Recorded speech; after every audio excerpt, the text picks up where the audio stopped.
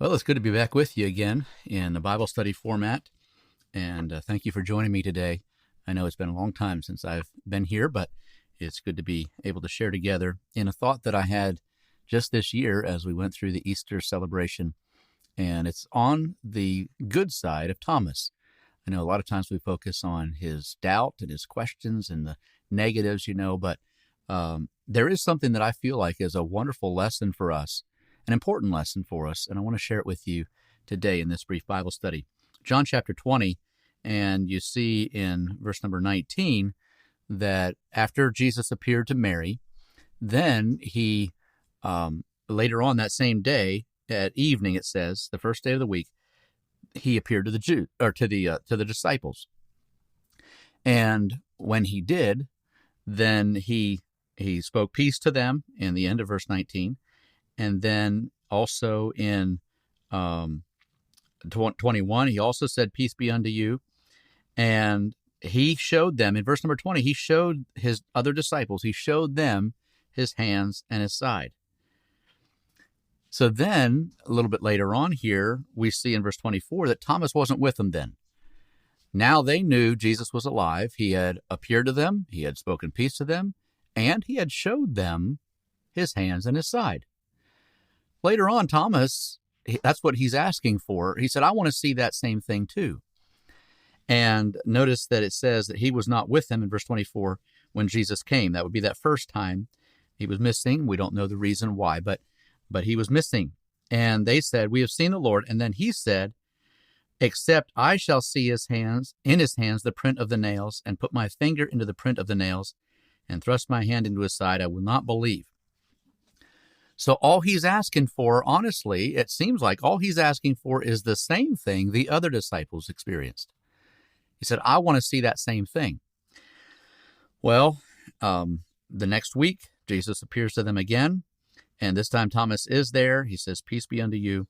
And then in verse 27, he does sort of, in a sense, maybe rebuke Thomas. He says at the end there, of course, he says, put your finger here and your hand in my side. Then he says, and be not faithless, but believing. So I do recognize I'm not minimizing the danger of doubt. However, what I want to share with you today is that I feel like every one of us needs to be a bit of a Thomas. Every one of us has to have the desire to see Christ, to know Christ, to experience Christ for ourselves.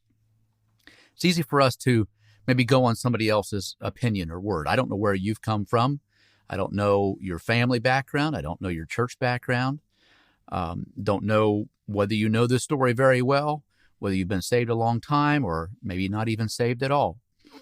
Whatever the case may be, every one of us needs to be a Thomas, because every one of us needs to know for ourselves, not just what we've heard, not what our parents taught us, not what maybe if you went to a Christian day school, what you'd learned from early on through Christian school, or maybe it was in Sunday school or church. You can't just go on what someone else has told you, or what faith or prayers your grandpa or grandma or somebody close to you has prayed for you. You have to know it for yourself. And when we see Thomas here in this setting, I feel like there's something that I never really thought much about, I guess. It seemed like it just sort of dawned on me this year as we were going through our own Sunday school, that actually every one of us needs to experience that for ourselves. We need to see Jesus. We need to encounter him personally, for real, and not just what we've heard about, but what we know to be true. And I know Jesus said here about, telling Thomas, reach here and see for sure. Thomas answered, verse 28, my Lord and my God. Jesus saith unto him, Thomas, because thou hast seen me, thou hast believed. Blessed are they that have not seen and yet have believed. It is important to keep faith, even when we don't see. However, I want us to think of the other side for just a little bit today. I know we hear plenty about that part of it. So I feel like, at least if you've been around the church very long, you know that we have to have faith. However, sometimes we need to just get back to the basics and say, I need to know for myself. I've experienced different times where it's been concerning. Obviously, we still believe in having an altar and having people come forward to pray if they desire to. If God speaks to hearts, that's the way we still treat it. And I believe in people going to an altar of prayer and humbling themselves before God and seeking after God. But I also recognize that sometimes people gathering around to pray and try to help them may say, just take it by faith, but they haven't actually met Jesus yet. And I don't want you or those that I minister to or those that I know, my family, whoever it may be, I don't want any one of us to get the idea that we can just sort of, by osmosis, we become a Christian. And we haven't really encountered Christ for ourselves, but we've just been around it so long that we just sort of fit in. But I want us to be like Thomas and say, I've got to see him for myself. I've got to know the reality. He is alive and well. He met with me. And so I hope that that's the way you can even testify today. I hope you can say you've truly met him.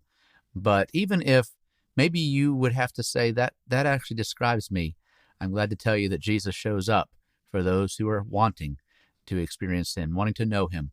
And he came to Thomas, even though, yes, there was a bit of rebuke, maybe a reprimand to Thomas. It also was a wonderful experience where he got to meet Christ. And I hope you will as well. If you haven't already met him, if you don't know him personally, you can, because he still shows up for those who will seek after him.